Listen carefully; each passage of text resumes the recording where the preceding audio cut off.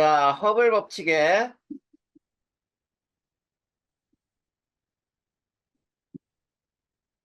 이후의 우주관. 자, 이 두 가지가 있어요. 자, 첫 번째가 뭐가 있냐면은 빅뱅 우주론이 있고, 그 다음에 두 번째가 정상 우주론이 있죠. 자, 얘네들은 둘 다 팽창한다라는 거야. 음, 자, 팽창하는데 두 번째, 우주 전체의 질량이죠. 우주의 질량은 얘는 일정해. 그런데 정상 우주로는 질량이 증가해요. 그 다음 세 번째, 자, 밀도는, 자, 빅뱅 우주론에 의하면은 질량은 일정한데 부피는 커지죠. 팽창하니까. 네, 밀도는 부피분의 질량이니까 얘는 감소하겠지. 네, 근데 얘는 일정해요. 그 다음에 우주의 온도. 자, 온도도 역시 빅뱅 우주로는 감소하고 낮아져. 네, 근데 정상 우주로는 또 일정해. 자, 그 다음에 주장을 한 학자들은 어떤 사람이 있냐면은, 제안을 한 사람은, 빅뱅 우주로는 누가 했죠?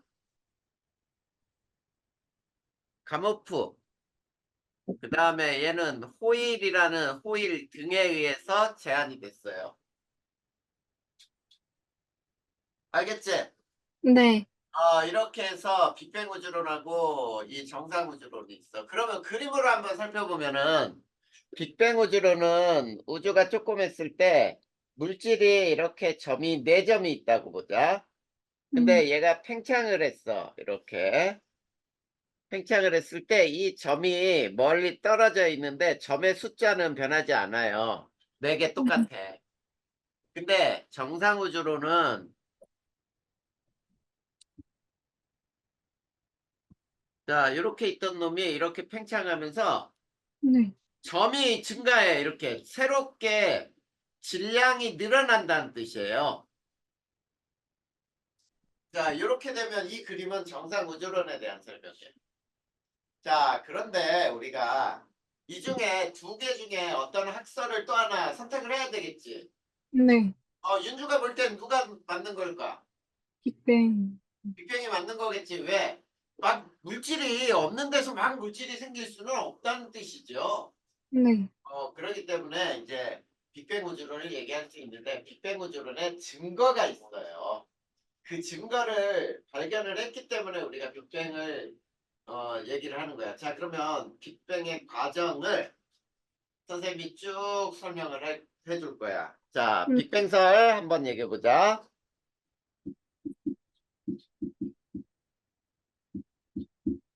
자, 첫 번째, 우주가 어떻게 형성되어 있는지, 어떻게 형성됐냐면은 약 138억 년 전에 고밀도, 고에너지인 한 점이 폭발해서 된 거예요. 이걸 빅뱅이라고 부르는 거지, 폭발하는 걸. 자, 네, 근데 이 빅뱅에 의해서 만들어지는 사실들이 지금부터 설명하는 거는 빅뱅 3분 내에 있었던 일들을 설명할 거야. 네, 자, 그러면, 자, 첫 번째, 두 번째, 빅뱅 3분 내에 일어났던 사건들이죠. 네, 요 빅뱅 3분 내야. 이걸 꼭 기억해야 돼. 네, 자, 어떤 일이 있었냐면, 초기에는 우주 온도는 매우 높았어요. 우리가 상상할 수 없을 만큼, 계산할 수 없을 만큼 높았다는 얘기야. 그리고 기본 입자들은 존재했어요. 자, 그러면 기본 입자라고 하는 건 뭐가 있었냐면은 이런 것들, 쿼크, 전자 등등등이 이제 존재하고 있었단 말이야. 자, 네. 그런데 이제 여기에서부터 3분 내에 지금 선생님이 쓰는 순서가 3분 내에서도 일어난 일의 순서야. 자, 그래서 두 번째 양성자가 만들어져요. 자, 양성자는 어떻게 만들어졌냐면 유커크 업이라고 부르죠. 음, 두 개하고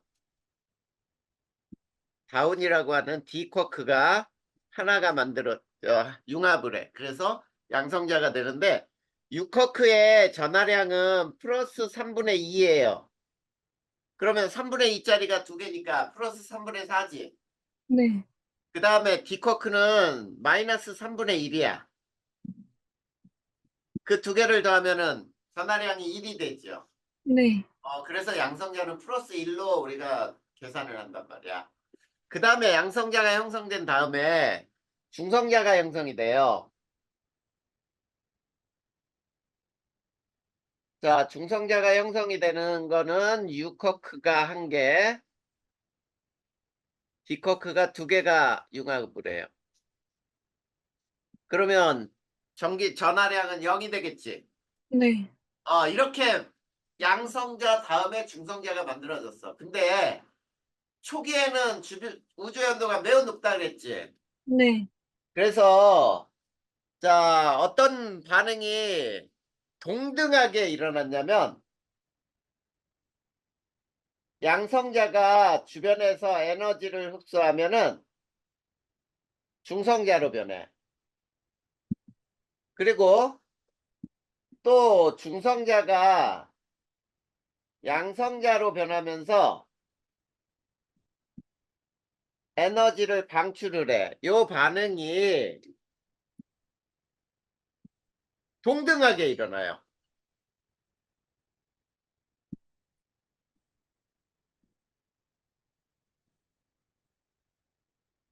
자, 지금 양성자가 중성자 되고 중성자가 양성자 되는 반응이 동등하게 일어난다 그랬지.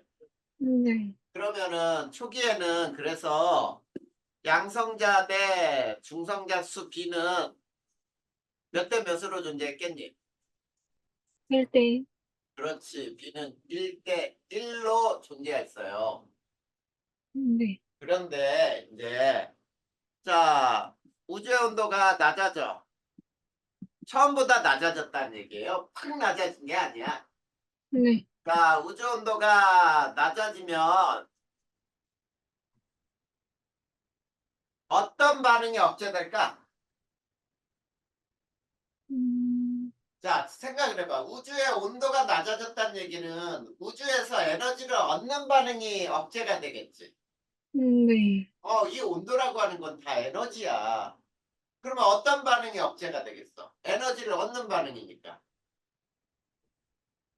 중성자가 양성자랑 에너지. 아니지. 음, 양성자가 에너지를 얻어서 중성자가 되는 반응이 억제가 되겠지. 네. 그치? 에너지를 얻는 게 힘들어지지. 맞아요? 네. 그러면은 이때 개수비가 누가 더 많아질까? 양성자가. 그렇지. 양성자 대 중성자 수비가 7대 1이 돼요. 네. 네, 이게 지금 3분 내에 일어났던 사실이에요. 무슨 말인지 알겠지? 네. 자, 그러면 세 번째 빅뱅 3분 후. 자, 빅뱅 3분 후에는 뭐가 만들어지냐면 헬륨 원자핵이 만들어져요.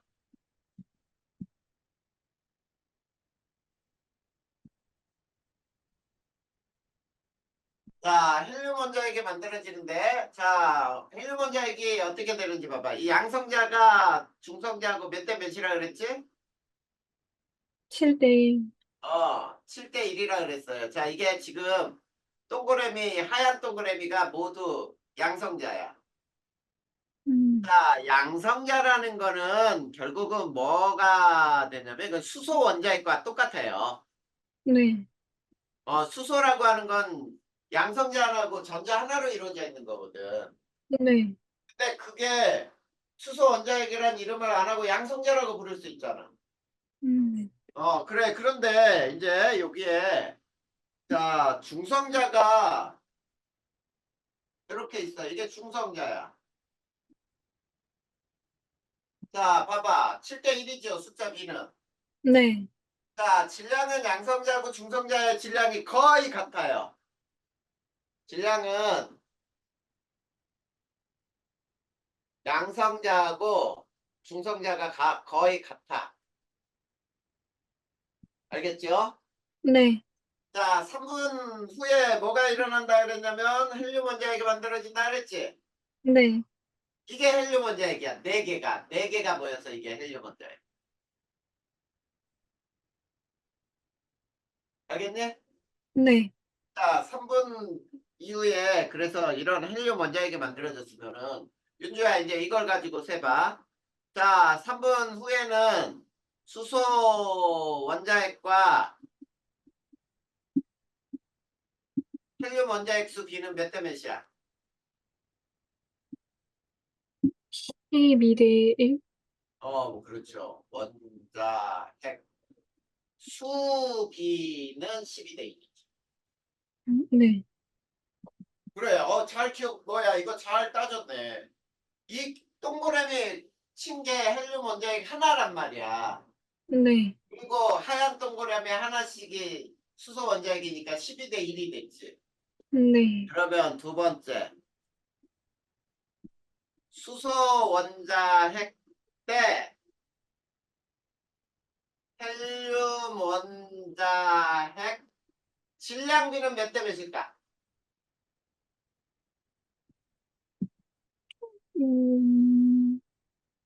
3대 1? 맞아요. 3대 1.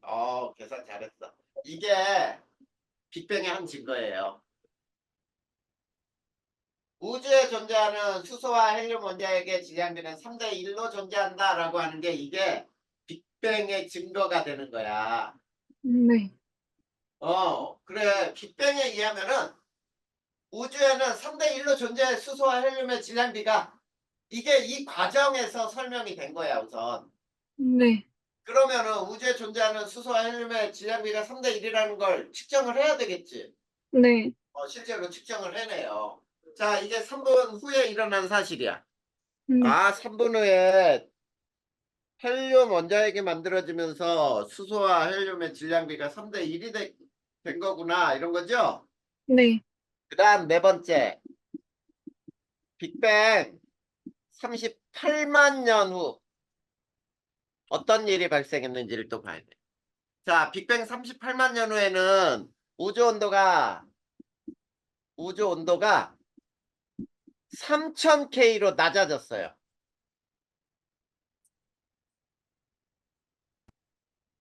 자, 우주의 온도가 3000K로 낮아졌어. 처음에는 뭐 몇십억도 뭐 이렇게 따질 수 있거든.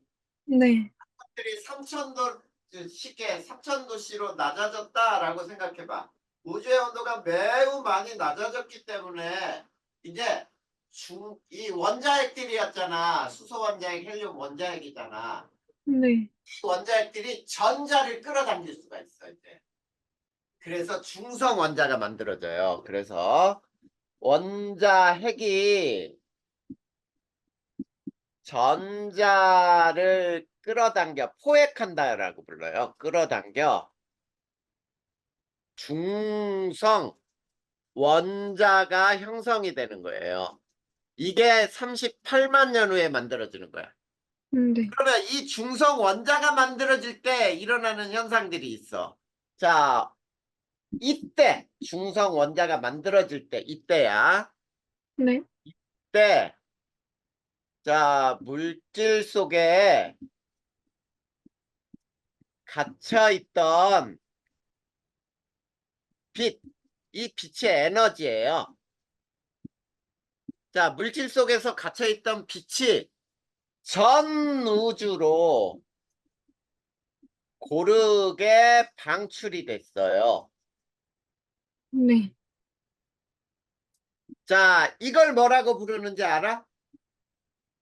어, 물질 속에 갇혀있던 에너지가 전 우주로 방출되었다. 이 방출된 에너지를 빅뱅의 가장 강력한 증거라고 불러요. 우주 복사. 그렇지. 강력한 증거. 그래서 우주 배경 복사 에너지라고 불러요. 자, 이게 빅뱅 38만 년의 후에 바로 발생한 일이야. 그리고 네. 이렇게 이때 똑같이 중성 원자가 만들어질 때 우주가 투명해져요. 투명해졌다. 그전에는 빛이 우주로 빠져나오지 못하고 물질 속에 갇혀 있다 보니까 네. 뿌옇게 흐려졌단 말이야. 흐렸었어. 그 뭐야. 우리가 이렇게 생각하면 돼. 물에다가 우유를 타잖아. 네. 그러면은 뿌옇게 흐린 물이 되지. 네. 근데 그 우유를 탄 물에 앞에서 뒤에가 보일까 투명하게? 안 보이지. 우유 투명하지 않잖아. 네. 그런데 그 뿌옇게 흐렸던 우유 입자들이 다 빠져나갔다고 해봐. 그러면 물은 투명해지죠? 네. 이처럼 이 중성 원자가 만들어지기 전에는 빛이 우주에 갇혀 있었단 말이야. 어떻게 갇혀 있었냐면, 자, 보자. 여기에 이것들이 핵이라고 하자. 원자핵들이 뭐 따로따로 이렇게 있었단 말이야. 네. 그리고 여기에 또 전자들도 막 분포하고 있었어요. 전자. 자, 이런 전자들이 어마어마하게 이렇게 요게 전자라고 하자. 네. 자, 이렇게 있는데 전자들이랑 원자핵이 분리가 되다 보니까 이 속에서 이제 이 빛이야, 이게. 빛이 진행을 하다가 얘네들하고 부딪혀가지고 바깥으로 튀어나오질 못해. 이 안에서 이렇게 돌다 보니까. 알겠니? 네. 이 바깥으로 튀어나오질 못하니까 뿌옇게 빛이 갇혀 있었단 말이야. 그런데 이제 이놈이 어떻게 변하냐면 중성 원자가 만들어지면서 자, 플러스 주변에 전자들이 이렇게 돌아요. 네. 플러스 주변에 전자들이 돌면서 공간이 이렇게 비어 있다라고 해봐. 네. 그러면 여기에서 이 빛은 이제 이 얘네들 사이에서 빠져나올 수 있겠지. 네. 이렇게 되면서 이 빛이 온 우주로 다 빠져나온 거예요. 이걸 우주 배경 복사 에너지라고 불러. 알겠지? 네. 이게 빅뱅 과정을 설명한 거야. 네.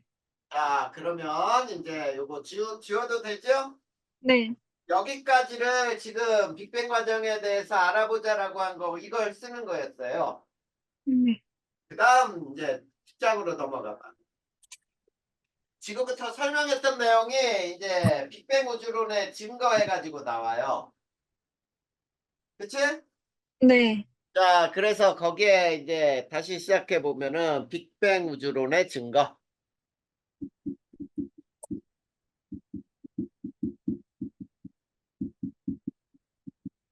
자, 첫 번째 뭐가 있어요? 우주 배경 복사 에너지. 네. 우주 배경 복사 그냥 이렇게 간단하게도 얘기하는데 자, 우주 배경 복사 에너지는 설명한 내용 그대로야. 빅뱅 38만 년 후에 우주의 온도는 몇 K로 낮아졌다고요? 3000. 3000K로 낮아지고 원자핵이 전자를 끌어당겨서 중성 원자가 만들어질 때 물질 속에 갇혀있던 빛이 온 우주로 거의 고르게 방출되었다. 이렇게 얘기했죠. 네. 그 설명 그대로 있잖아. 네. 그래, 이거야. 그런데 이거를 그 설명은 빼고 예측한 사람이 있어요. 누구야? 감호. 가모프라고 얘기를 해요. 아까 선생님이 네. 가모프라고 쓴 거 똑같은 사람이야. 네. 자, 그런데 두 번째, 이 가모는 뭐라고 얘기했냐면, 자, 38만 년 후에 온 우주로, 잘 봐야 돼. 온 우주로 방출된 배경 복사 에너지가 현재는 이런 거야. 현재는 온도가 낮아졌죠, 우주가. 네. 자, 온도가 낮아져. 파장이 길어졌어요. 자, 처음에 방출됐던 에너지보다 파장이 길어져. 네. 그러니까 파장이라는 건 어떤 에너지가 이렇게 파동이 있다라고 해보자. 이게 네.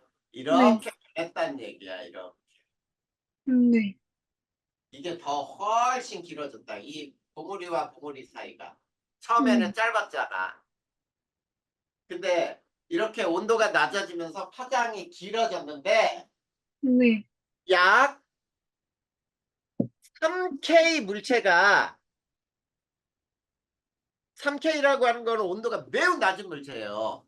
네. 우리가 273K가 0도씨거든.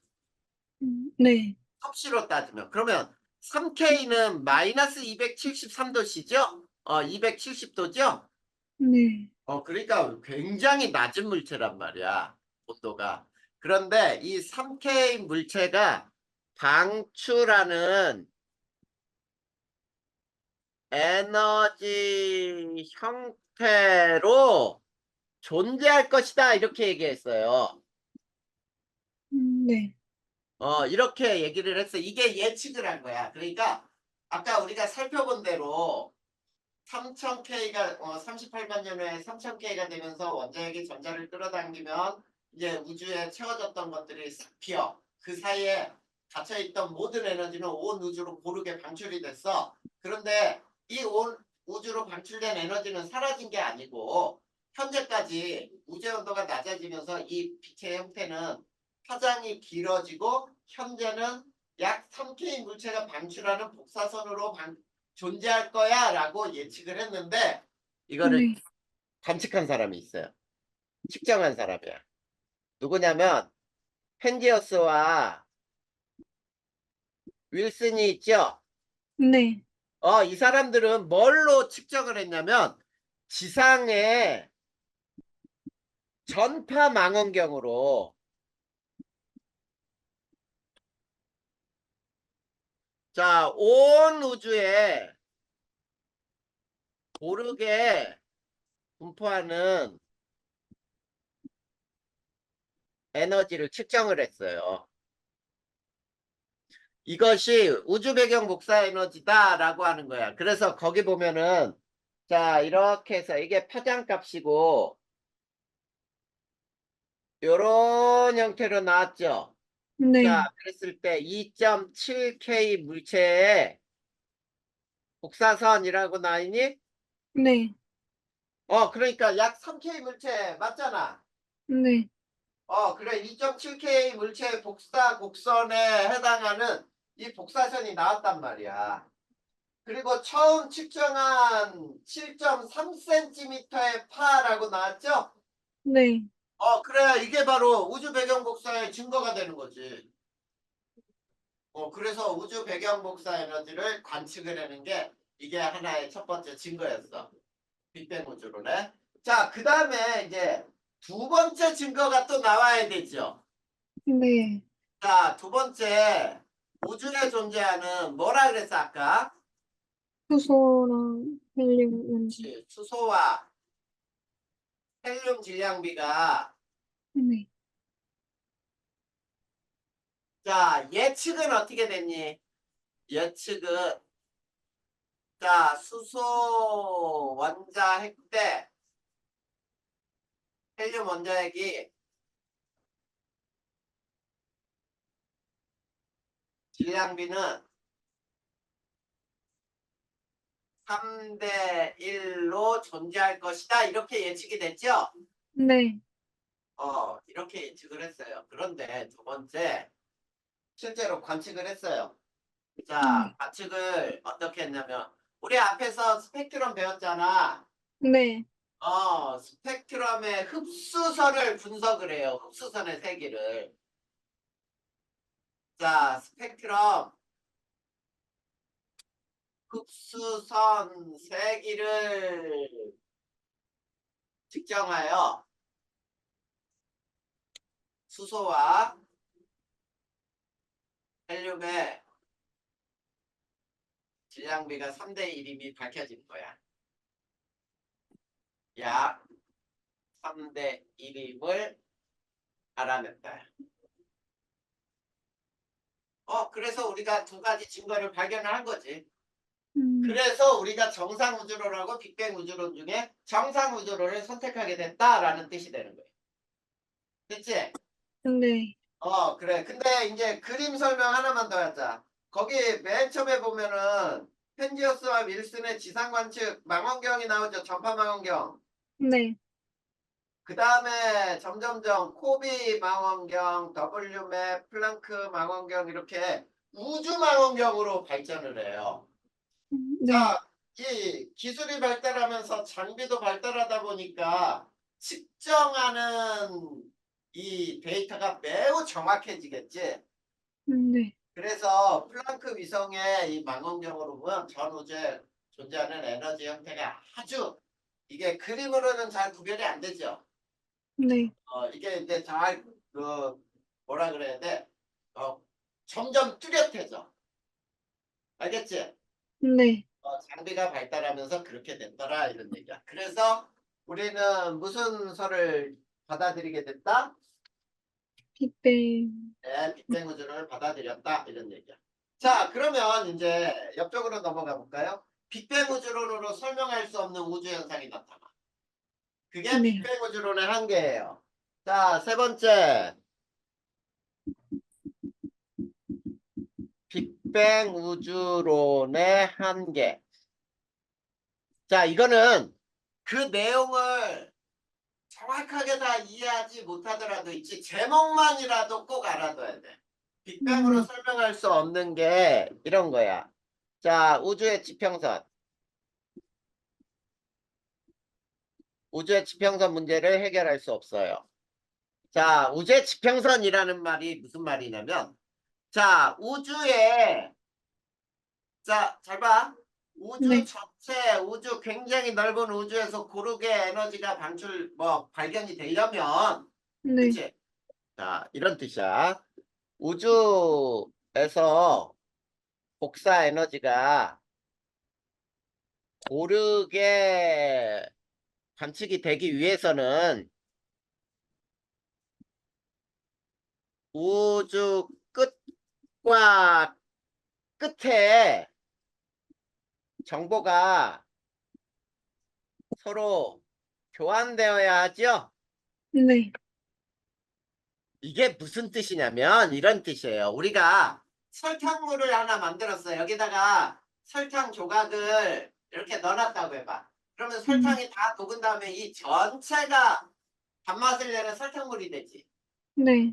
자, 지금 무슨 얘기냐면 이 전체가 다 단맛을 나타내려면 요 끝에 있는 물질의 정보가 서로 교환이 된다는 뜻이야. 네. 근데 생각을 해봐. 우주는 굉장히 크지요. 네. 크기가 그렇게 매우 큰데 정보 교환이 가능할까? 불가능해라는 뜻이지. 네. 그러니까 우주가 이렇게 봐봐. 이 그 사진을 찍은 거 프랑크 망원경으로 요 끝과 요 끝의 정보가 어떻게 교환이 되냐는 얘기야. 그렇게 멀리 떨어져 있네. 빛의 속도로 달려도 수십만 년이 걸리고 막 그런데 네. 그치? 그러면 이걸 어떻게 설명할래? 빅뱅으로 이게 이렇게 퍼졌다면은 이게 가능해야 되잖아 라는 뜻이에요. 네. 근데 이걸 설명하지 못해. 그 다음 두 번째는 우주의 편평성 문제야.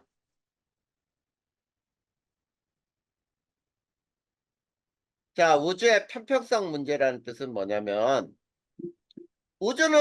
우주는 관측 결과 평평해. 우주는 평평하단 말이야. 근데 네. 이렇게 우주가 평평하려면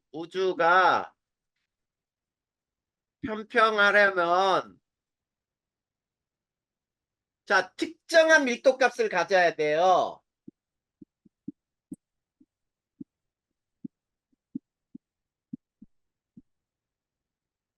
특정한 밀도 값을 갖고 유지가 돼야 돼. 근데 우리가 빅뱅에 의하면은 우주 밀도는 점점 어떻게 되죠? 감소. 감소하잖아. 네. 그러면 우주의 밀도가 일정하게 유지돼야 우주가 평평할 텐데 그거 어떻게 설명할래? 빅뱅에 의하면은 밀도는 감소해야 되잖아. 근데 음, 일정한 걸 설명 못 하잖아. 이런 뜻이죠. 자, 그 다음에 세 번째. 자기 홀극의 문제예요. 자, 자기 홀극이라는 건 뭐냐면 우리 자석은 N극과 S극 두 가지 극이 반드시 함께 존재하지. 네. 그래, 반드시 함께 존재하는데. 자, N극만 S극만으로 이루어진 자석이 쉽게 얘기하면 자석이 존재해야 한다. 근데 지금 이거 존재해? 아니잖아. 발견 못했잖아. 네. 그래, 우리 자석을 주변에서 자석을 보니까 N극만 가진 자석, S극만 가진 자석이란 있을 수가 없어. 그러면은 이거 어떻게 설명할래? 이거잖아. 네. 아, 이게 바로 빅뱅 우주론으로 설명할 수 없는 세 가지 문제예요. 그냥 이렇게 쉽게 알아두면 돼. 그래서 자, 우주의 지평선 문제는 자, 우주 전체에서는 우주 배경 복사 에너지가 고르게 분포한다 그랬는데 고르게 분포하려면 우주의 끝과 끝은 정보가 교환돼서 이렇게 나하고 잘 섞여야 돼. 근데 우주의 끝과 끝은 너무 먼데 어떻게 정보가 교환될 수 있지? 이거죠. 그 네. 다음에 우주는 평평해야 돼. 그러면 우주가 평평하려면 특정한 밀도값이 유지가 돼야 되는데 우주의 빅뱅이 하면 우주의 밀도는 감소해. 그러면 이 평평한 우주가 존재할 수 없잖아. 네. 그거죠. 그 다음에 N극과 S극으로만 이루어진 자기 홀극이 있어야 돼. 근데 지금 현재 없잖아. 이건 어떻게 설명할래? 이렇게 얘기하는 게 빅뱅의 한계예요. 그런데 자, 네 번째. 그래서 급팽창 이론이 나와요. 자, 이거를 인플레이션 이론이라고도 하거든. 네. 자, 이거는 뭐 때문에 생겼냐면, 자, 빅뱅 한계를 설명하기 위해 제한되는 거야. 위에 제한이 돼 있어요. 자, 이거를 우리는 급팽창 이론이라고 하고, 자, 거기에서는 뭐라고 나와 있냐면, 빅뱅 이후 몇 초 사이에 우주가 빛보다 빠르게 팽창하여 빅뱅 우주론의 세 가지 문제를 해결하기 위해 제안됐다 그랬죠. 네. 자, 초기에 이런 뜻이야. 초기에 빛보다 빠르게 우주는 팽창한 때가 있었어. 이런 뜻이에요. 자, 그러면 지금 요거를 선생님이 그림으로 간단하게 그릴 테니까 봐봐. 자, 네. 처음에는 요게 우주야. 이게 우주. 그리고 요 점선이 우주의 지평선이에요. 자, 그러니까 이게 급팽창 전이야. 이거를 잘 이해하면 돼. 자, 급팽창 전에는 우주가 우주의 지평선보다 작지. 네. 그러니까 봐봐. 요 끝과 우주의 요 끝과 요 끝은 되게 가깝지. 네. 그러니까 요 끝에 정보는 서로 교환될 수 있지. 급팽창 전에. 네. 맞아요. 이렇게 급팽창 전에는 물질이 모두 이렇게 교환이 가능했어 라는 뜻이야. 그런데 네. 급팽창기는 어떻게 됐냐면 이게 우주야. 그래서 우주는 급팽창 후예요. 이렇게 됐고 그 다음 이게 우주의 지평선이에요. 네. 자, 그러니까 이거 봐. 급팽창이 일어난 다음에 이제 우주는 전 우주가 더 고르게 다 분포할 수 있었지. 네. 왜냐면 급팽창 전에 물질이 서로 교환돼 가지고 균일하게 있었단 말이야. 이놈이 급팽창을 해버렸어. 그러면 그 물질이 한 곳에 있던 그 물질이 팽창한 만큼 고르게 퍼지겠지. 네. 그래, 이거를 설명한 게 바로 급팽창 이론이에요. 그래서 급팽창 전에는 우주의 크기는 우주 지평선보다 작았어. 그렇기 때문에 물질이 더 이렇게 우주의 끝과 끝이 가깝기 때문에 물질은 다 교환이 될 수 있었어.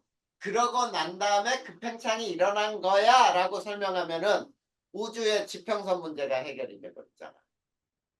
그러면서 또 하나. 자, 그 밑에 두 번째. 자, 우주가 이제 전체적으로 공률을 가지고 있더라도 우주 팽창 초기에 급격히 팽창하면 자 우주의 크기가 매우 커지게 되면서 우리가 관측하는 우주의 영역은 평탄하게 보일 거야 라고 설명을 해버립니다. 알겠니? 그게 우주의 평평성을 설명하는 거야. 쉽게 얘기하면은 자 우주가 있잖아. 지금 급팽창 전에 급팽창 후에 보니까 우주가 갑자기 너무 빠르게 팽창을 했어. 네. 그러다 보니까 우리가 관측할 때는 이 우주는 평평하게밖에 관측이 안 돼라는 뜻이에요. 그 다음에 자기 홀극 문제는 어떻게 얘기했냐면 자, 그 당시에는 자기 홀극이 있었어. 그런데 이것이 우주가 급격히 팽창하면서 전 우주로 퍼지다 보니까 관측 가능한 최소의 농도보다 작아졌어 이런 뜻이에요. 그러니까 이게 우주로 너무 멀리 퍼지다 보니까 우리가 관측할 수 있는 최소 농도 그거보다 더 작으면 관측이 안 되잖아. 네. 그래서 지금 현재는 관측이 안 되는 거야. 이렇게 설명한 게 세 번째 해결이에요. 알겠니? 네. 이렇게 알면은 이제 거기에서 끝나는 거야. 됐죠? 네. 네, 이게 급팽창 이론이었어요. 근데 실제로 이제 우주를 관측하다 보니까 가속 팽창이 일어나. 가속 팽창이라고 하는 거는 팽창 속도가 더 빨라진다는 얘기죠. 네. 이게 가속 팽창이에요. 자, 가속 팽창하는 우주는 어떻게 해서 측정이 되는지 봐봐. 자, 첫 번째 가속 팽창 우주, 팽창하는 우주 해놓고 요 설명을 잘 이해해봐. 자, 우주는 중력 때문에 속도가 팽창 속도가 어떻게 돼 했더니 감, 때문에 중력은 모이려고 하잖아. 네. 그래서 중력 때문에 우주 팽창 속도는 감소하다가 그치? 네. 자, 팽창 속도가 감소할 것으로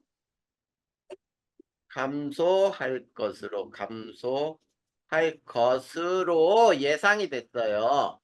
네. 그쵸? 네. 근데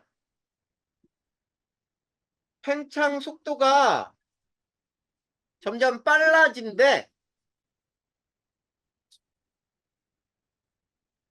점점 빨라진다. 그러면 점점 빨라지는 측정한 자료가 있어야 되겠지.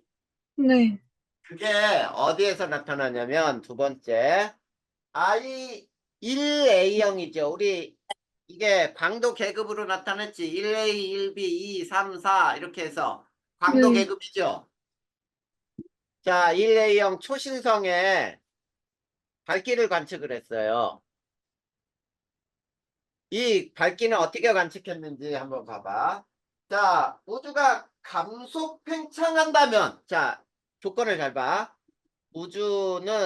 우주가라고 할까요? 우주가 감속 팽창한다면, 자, 감속 팽창한다면이란 뜻은 팽창 속도가 점점 느려진다면 이런 뜻이지. 네. 팽창 속도가 느려진다면 일정한 속도로 멀어지는 우주보다 자, 더 가깝게 있어야죠. 네. 가까워야 한다. 그러면 쉽게 가면 이런 얘기야. 여기가 지구가 있는데 네. 일정한 속도로 멀어지는 우주의 끝이 여기라고 해봐. 네. 이건 일정한 속도로 멀어져. 근데 감속 팽창하는 우주는 여기가 끝이라고 해봐. 네. 여기에 1A형 초신성이 있다고 해봐. 자, 그러면 자, 일정한 속도로 멀어지는 우주보다 감속 팽창하는 우주에서는 더 가깝게 있죠. 네. 가까우니까 더 밝게 관측이 돼야지. 네. 그래서 더 밝게 관측돼야 한다 이런 뜻이잖아. 네. 근데 실제 관측 결과는 더 어둡게 관측이 돼. 즉 무슨 얘기냐면 이놈의 일정한 속도로 멀어지는 은하보다 더 어둡게 관측된다는 얘기는 더 멀리 있다는 뜻이잖아. 네. 더 멀리 있다. 그러면 더 멀리 있는 이유가 뭐냐야. 더 멀리 있는 이유가 뭐야? 일정한 가속. 속도보다 더 빠르게 멀어졌지. 네. 그래, 그러니까 가속 팽창하는 우주다. 그렇게 돼서 그러므로 우주는 가속 팽창한다라고 부르는 거예요. 현재는 가속 팽창하고 있다라고 하는 게 가속 팽창하는 우주야. 됐니? 네. 자, 그러면 한 장 넘겨봐봐. 우리가 배운 내용이 이제 그림으로 설명이 돼 있어요. 네. 그림 하나가 그려져 있는데 거기 보면은 첫 번째 점이 한 점이 빅뱅이죠. 네. 그 빅뱅에서 급팽창이 일어나면서 급격히 우주가 팽창하지. 네. 그런데 그 전까지는 거기에서 우주가 뿌였어요. 뿌옇게. 그러다가 38만 년 후에 우주 배경 복사 에너지가 방출된 다음에 우주가 어때? 투명해졌지. 네. 그러면서 그 이후에 은하도 생기고 별도 생기고 한 거야. 네. 알겠니? 네. 그 그림이 쭉 돼 있다가 맨 끝에 또 이렇게 돼 있니? 이 한 점에서 이렇게 급팽창 된 다음에 이렇게 된 다음에 이 끝이 이렇게 벌어져요. 네. 그 끝이 이렇게 벌어진 이유가 가속 팽창 때문이야. 네. 이게 가속 팽창하는 우주를 설명하는 그림이에요. 알겠지? 네. 네, 그게 현재예요, 현재. 그래서 현재는 가속 팽창하는 우주 이렇게 얘기합니다. 그러면 이제 요거 지울 거야. 자, 우리가 가속 팽창을 시키는 원인이 되는 물질 이런 것들이 뭐 때문일까를 또 알아야 되잖아. 네. 그래서 암흑물질과 암흑에너지라고 하는 부분이 나와요. 암흑물질과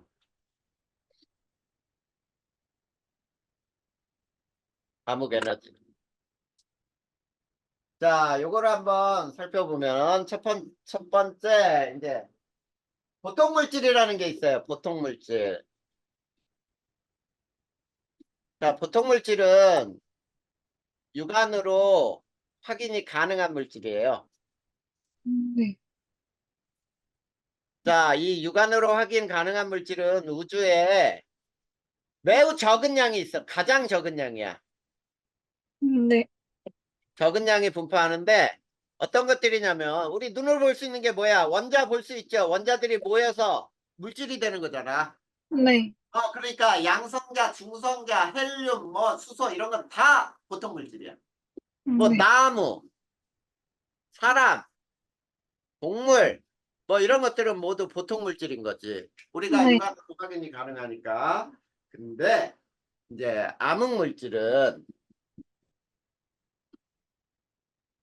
자, 빛을 내지 않아요.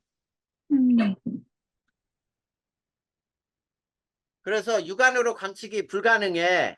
네. 관측 불가능. 그러면 이 암흑 물질의 존재를 전혀 알 수 없느냐라고 한다면 아니겠지. 네. 간접적인 방법으로 암흑 물질의 존재를 예측할 수가 있어요. 네. 자, 간접적으로 존재를 확인할 수가 있어. 네. 자, 그러면 암흑 물질의 존재를 어떻게 확인하느냐? 요거 약 세 가지가 있는데 이 세 가지 중에 가장 첫 번째가 뭐냐면 자, 은하 중심과 중심에서 멀어질수록 자, 은하의 회전 속도가 감소할 것으로 예상되었지만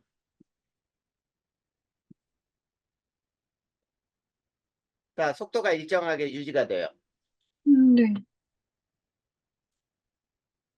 그러면 자, 쉽게 얘기하면 있지. 은하 중심에서 나선팔 쪽으로 갈수록 속도가 느려질 것으로 예상이 되는 거야. 네. 왜? 우리 태양계에서도 봐봐. 이게 태양이 있고 수, 금, 지, 화, 목, 토 이렇게 있잖아. 네. 그랬을 때 태양에서 멀수록 이제 회전 속도가 공전 속도가 느려요. 그러니까 이런 것처럼 우리 은하에 이렇게 나선팔이 있잖아. 네. 은하의 회전 속도에 의하면은 얘가 도는 속도에 따라 얘는 느려질 거야. 그래서 나중에는 이게 느려지니까 어떠니? 이게 더 막 길어지고 이렇게 꼬리가 더 네. 길어질 거 아니야, 느려지면. 네. 그렇게 될 거야 라고 하는데 원래 이렇게 되는 게 아니야. 은하의 모양은 한번 딱 고정되면 그 모양으로만 회전을 하거든. 네. 무슨 얘기냐면 나선팔의 속도도 일정해. 그러면 어떻게 일정할 수 있냔 말이야. 그럼 뭔가가 끌어당기는 힘이 있겠지. 네. 그게 암흑물질의 역할이다라는 얘기야. 그래서 자, 이게 이제 그래프에 보면은 이게 거리고 이게 회전 속도인데요. 자, 중심에서 거리가 멀어질수록 속도가 확 증가했다가 네. 이렇게 감소할 거야 라고 한 게 이게 예상이 된 거야. 근데 실제로 관측 결과는 거의 변함이 없어. 관측 결과. 그러면 이렇게 나선팔의 속도가 중심의 속도에서 중심에서부터 멀어질수록 속도가 급격히 증가하다가 거의 일정하게 일정하게 유지되는 이유는 뭔가가 일정한 속도로 돌 수 있게 끌어당기는 인력으로 작용하는 물질이 있을 거야라는 거지. 네. 내 암흑 물질이다 이런 거예요. 됐니? 네. 그 다음에 두 번째는 또 뭐냐면 자, 미세 중력 렌즈 현상이 발생을 해. 자, 지금 무슨 얘기냐면 여기에 지구가 있어요. 관측자가 있어. 근데 네. 여기에 암흑물질이 있어요. 암흑물질. 자, 암흑물질은 눈에는 보이지 않지만 얘네는 중력으로 작용하는 거야. 빛이 자, 여기에서 발생한 빛은 지구로 도착해 안 해? 아니. 안 하잖아. 네. 근데 암흑물질의 영향으로 가다가 경로가 휘어서 지구로 이렇게 들어올 수 있어. 실제로 관측되는 빛이야. 그러면 저 빛이 지구로도 오지도 않는 빛이었는데 왜 관측될까? 그러면 저 빛의 경로를 분명히 바꿀 수 있는 어떤 물질인가가 있어야 돼. 그치? 네. 적으로 작용하는 이 물질이 눈에는 안 보이지만 분명히 암흑물질이 여기 있을 것이다. 이거예요. 별거 아니지? 자, 네. 우리가 이렇게 생각하면 돼. 그 다음 세 번째는 또 뭐냐면 은하단의 묶인 은하 간의 거리는 서로 어떻게 되니? 멀어지죠? 네. 은하단이라고 하는 건 뭐냐면 은하들이 모여서 단체를 이룬 게 은하단이야. 네. 그러면 은하끼리 모여있던 놈들이 은하 간에는 허블의 법칙에 따라 서로 멀어지니까 적색 편이가 일어나면 거리가 네. 점점 좀 멀어질 거라는 뜻이지. 네. 그러면 거리가 멀어짐으로 결국 은하단에서 이탈할 거야 라는 거지. 네. 그렇게 예상했지만 은하는 은하단에서 이탈하지 않아.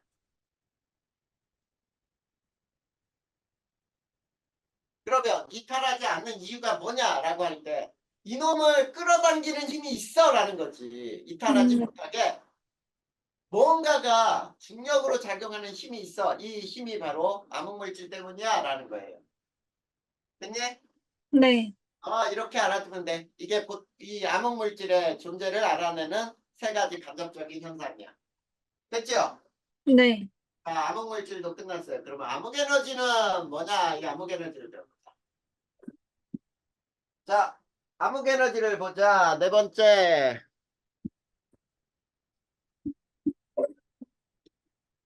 암흑에너지. 자, 첫 번째. 중력에 의한 수축. 자, 거기에 뭐라고 나 있냐면 우주 안에 있는 물질은 서로 중력이 작용하죠? 네. 중력으로 작용하여 맞아요. 작용함으로 자, 우주는 팽창하다가 결국은 어떻게 될 거야? 팽창시키는 힘이 없다면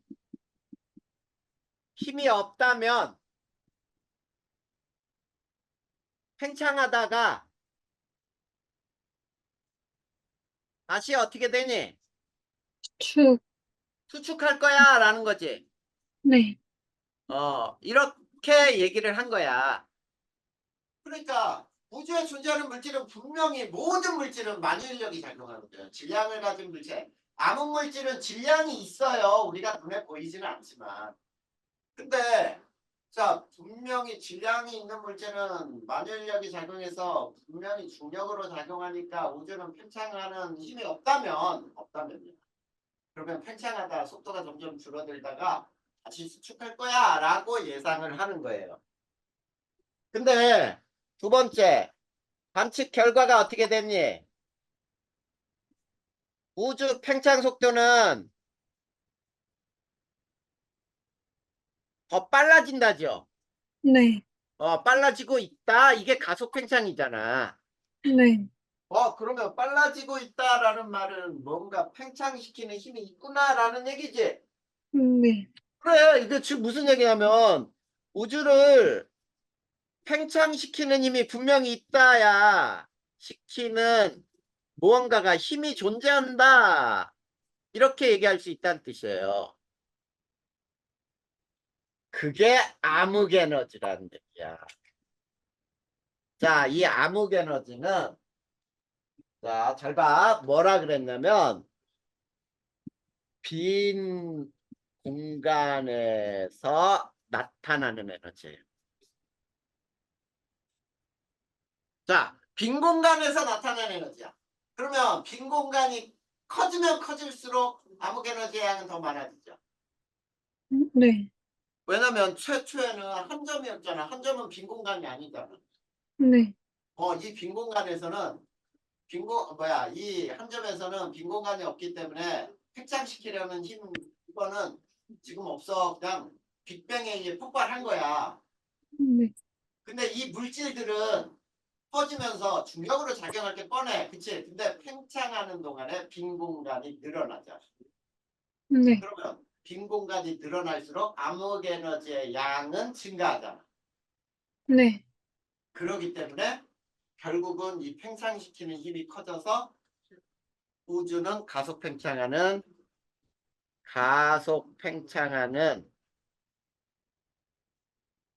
원동력이 되는 거예요. 그래서 암흑 에너지는 우주의 가속 팽창의 원동력이다. 됐니? 네. 자, 그러면 암흑 물질과 암흑 에너지의 역할은 어떤 역할인지 보자. 암흑 물질과 암흑 에너지 역할. 첫 번째. 자, 암흑 물질은 뭘로 작용한다고요? 중력. 중력으로 작용해야지. 자, 눈에 보이지는 않지만 그거는 그냥 뺄 거야. 중력으로 작용을 하기 때문에. 자, 어느 때 굉장히 중요하게 작용을 하냐면 별 생성. 그쵸? 네. 우주의 생성, 은하 생성, 별이나 은하 생성에 매우 중요하죠. 네. 왜냐면 별이 생기려면 물질들이 모여야 돼. 그러면 이렇게 모여서 중력 수축을 하고 해야 되기 때문에 물질을 모이게 하는 역할을 하는 게 바로 암흑물질이라는 뜻이에요. 근데 두 번째, 암흑에너지는 자, 뭐라고요? 쉽게 팽창. 가속. 가속 팽창의 원동력이 원동. 된다. 네.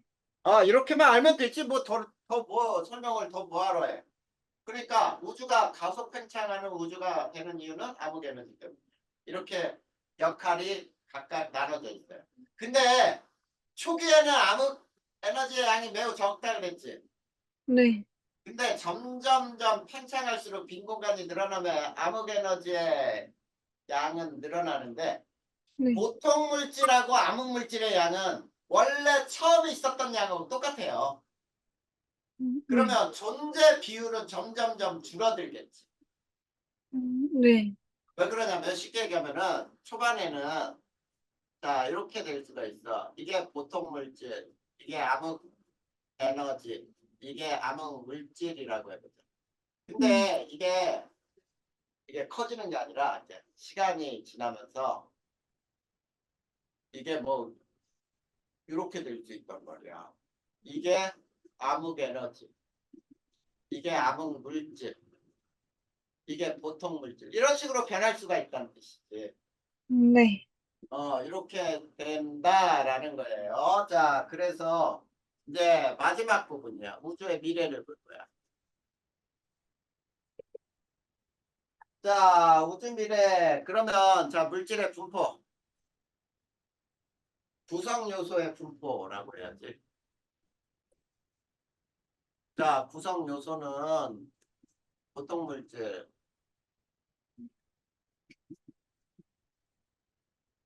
몇 퍼센트야? 4.9%. 4.9%. 그러니까 전 우주에서 4,900개 차지 안 하니까 되게 조금밖에 없는 거죠. 네. 그 다음에 암흑 물질이 여기 보면은 26.8%. 나머지가 암흑 에너지예요. 암흑 에너지는 그래서 68.3%. 68.3%. 자, 이렇게 우주의 구성 요소는 이렇게 존재해. 알겠지? 네. 자, 그러면 우주의 미래를 우리가 따지기 위해서 자, 뭘 보냐면 자, 임계 밀도라고 하는 게 뭔지를 먼저 알아야 돼. 임계 밀도는 자, 암흑 에너지가 없는 우주야. 암흑 에너지가 없는 우주에서 그러면 봐봐. 암흑 에너지는 팽창시키는 원동력이라 그랬는데 이 암흑 에너지가 없으면은 자 물질은 중력으로만 작용하겠지. 네. 그러면 우주가 팽창하다가 속도가 점점점 어떻게 돼? 감소. 그래 맞아요. 우주가 팽창하다가 속도가 점점 감소해서 점점 감소하여 자 어떻게 되냐면 일정한 크기를 유지하는 일정한 크기의 우주를 유지할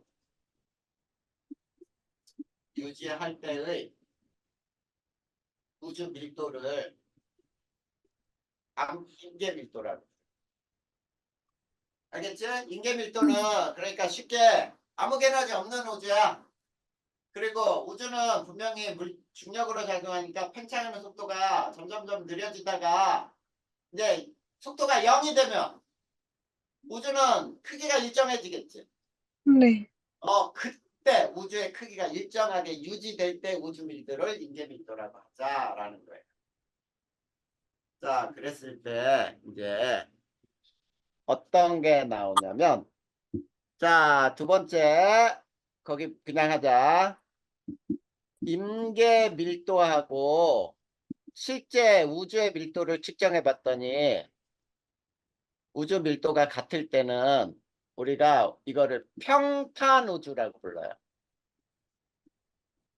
자, 우주가 평탄 우주, 즉 무슨 얘기냐면 평평하다. 이거를 제목 먼저 쓸까요? 책에 있는 대로. 자, 우주의 미래는 평탄 우주가 있어. 네. 평탄 우주는 임계 밀도하고 우주 밀도가 같을 때, 그럴 때 공률은 0이에요. 공률은 0이라는 말은 평평하다라는 얘기지. 평평. 우주는 평평하다. 그러면 우주가 평평한 우주가 되기 위해서는 있지. 팽창 속도가, 자, 어떤 우주냐면 팽창 속도가 감소하다가 0에 수렴하는 거야. 자, 팽창 속도가 감소하다가 0에 수렴이라 그랬으니까 아직 0은 아니지. 네. 0에 가까워질 뿐이야. 그러면 팽창은 하지. 네. 팽창은 계속 하는 거예요. 평탄 우주도 팽창은 해. 근데 이제 열린 우주가 있어. 자, 열린 우주는 임계 밀도보다 우주의 밀도가 더 작아. 그리고 공률은 음의 공률이라고 불러요. 음의 공률은 말 안장같이 생긴 거 있지. 우주가 말 안장처럼 생겼어. 위에서 봐도 아래로 오목하고 옆에서 봐도 이렇게 또 오목하죠. 네. 그러니까 위에서도 아래로 오목하고 양옆에도 안으로 들어가 있잖아. 네. 그럼 말 안장처럼 생긴 공률을 음의 공률이라고 불러. 자, 그랬을 때 얘는 영원히 팽창이에요.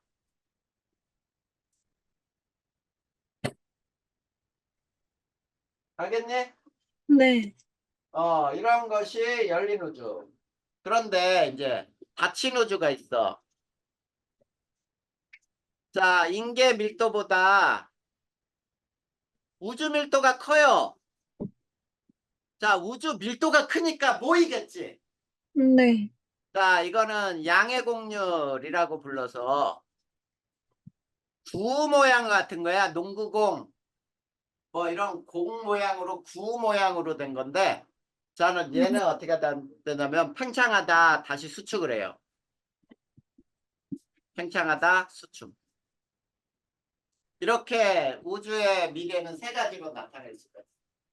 그러면 그림을 한번 그 밑에 그림이 이렇게 나와 있어요. 이건 시간이고요. 이건 우주 크기예요. 네. 자, 그럴 때 이렇게 됐다가 다시 우주의 크기가, 자, 0이 돼버리지. 네. 이게 닫힌 우주야. 네. 자, 그래서 우주는 어떻게 됐냐면, 자, 우주의 크기를 봐봐. 점점 커졌으니까 팽창한 거야. 네. 그러다가 다시 우주의 크기가 쭈그러들었죠. 네. 수축하는 거지. 그 다음에, 자, 여기에서,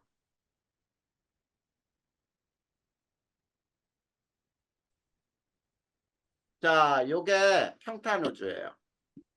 자, 평탄 우주를 보면은 기울기가 처음에 있다가 점점점 작아져서 계속 팽창을 하지. 네. 자, 그 다음에 열린 우주는 어떻게 되냐면,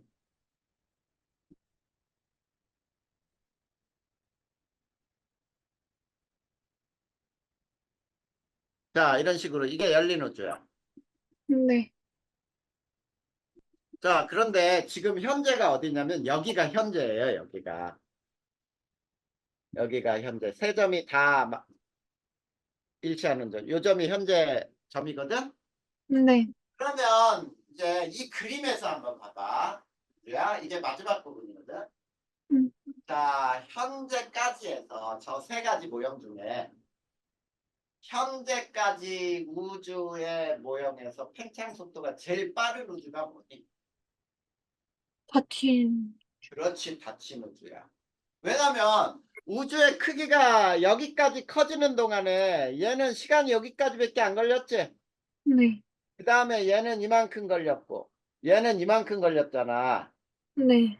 그러니까 시간이 제일 짧게 걸린 닫힌 우주가 현재까지의 우주 팽창 속도가 가장 빨랐단 말이야. 알겠죠? 네. 근데 지금 저거는 우리가 가속 팽창 우주가 안 들어가 있죠. 네. 그러면 가속 팽창 우주는 어떻게 되냐면, 자, 여기에서 이렇게 된 다음에 여기서 기울기가 이렇게 벌어져요. 이게 가속 팽창. 네. 자, 그래서 가속 팽창한 우주에 여기는 급팽창이라고 할 수 있죠. 네. 우주가 급격히 팽창한 다음에 현재에서는 저 기울기가 더 커지잖아. 네. 이렇게 해서 가속 팽창까지를 설명할 수 있어. 자, 요거의 설명이 다음 장에 한 번 더 나오죠. 거기 봐봐. 우주 팽창의 실제 모습 봐봐. 네.